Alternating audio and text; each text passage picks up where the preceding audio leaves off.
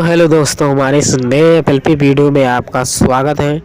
तो हम लेकर आए भोजपुरी सॉन्ग जो खेसारी लाल का सॉन्ग है, जो टाइटल और थंबनेल देख के आप लोगों को सॉन्ग का नेम जो है पता चल गया होगा। तो दोस्तों, हमारा वीडियो जो है अंत तक फुल वॉच कीजिए और वीडियो को पूरा देखें। वीडियो में 4 स्टेप पासवर्ड है और जो हमारा पासवर्ड बहुत कम ही समय के लिए शो होता है, इसलिए वीडियो को पूरा देखिए। वीडियो में 4 स्टेप पासवर्ड मिल जाएगा और FLP and no voice tag का जो है लिंक डिस्क्रिप्शन में दे दिए हैं, वहाँ से डाउनलोड कर लीजिएगा। तो चलिए आप लोगों को सुना देते हैं कि हमारा रिमिक्स कैसा बना है।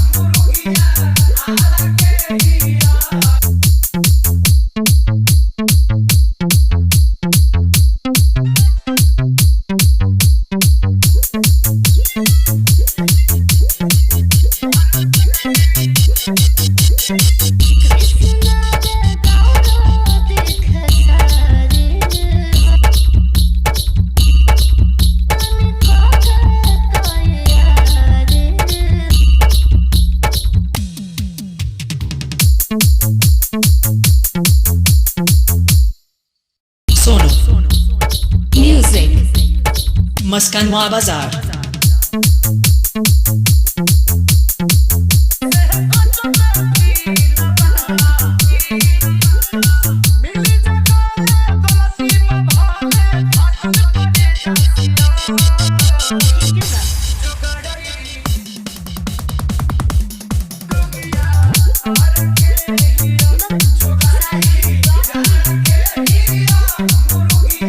सोनू म्यूजिक मस्कानवा बाजार। तो दोस्तों, हमारा रिमिक्स कैसा लगा हमें कमेंट करके ज़रूर बता देना भाई, और वीडियो को एक लाइक कर दिया करो यार। आप लोग लाइक करते नहीं हो वीडियो को, और ना चैनल को सब्सक्राइब करते भाई। चैनल को सब्सक्राइब करो, इससे भी तगड़ा तगड़ा हम रिमिक्स लेकर आएंगे। और जो भाई जो हमारा पैटर्न है, हमारा ऑल रिमिक्स है, ये सब पूरा 500 सब्सक्राइबर कंप्लीट कर दीजिए। उसके बाद जो है ऑल लुक्स हाल पैटर्न सब कुछ दे देंगे भाई, सब कुछ अपना जितना है यूज करते हैं सब कुछ आप लोग को दे देंगे। बस आप लोग 500 सब्सक्राइबर जल्द से जल्द पूर्ण कर दीजिए भाई। 398 सब्सक्राइबर पहुंचा है भाई, और कर दीजिए 500 हो जाए, उसके बाद जो है वीडियो लेकर आएंगे हाल पैटर्न का। बहुत भाई लोग कमेंट किए और मैसेज भी किए हैं, कॉल भी कर रहे हैं, तो भाई हम सारा पैक दे देंगे। आप लोग 500 सब्सक्राइबर पूर्ण कर दीजिए और ज़्यादा से ज़्यादा इस चैनल को सपोर्ट कीजिए, शेयर कीजिए।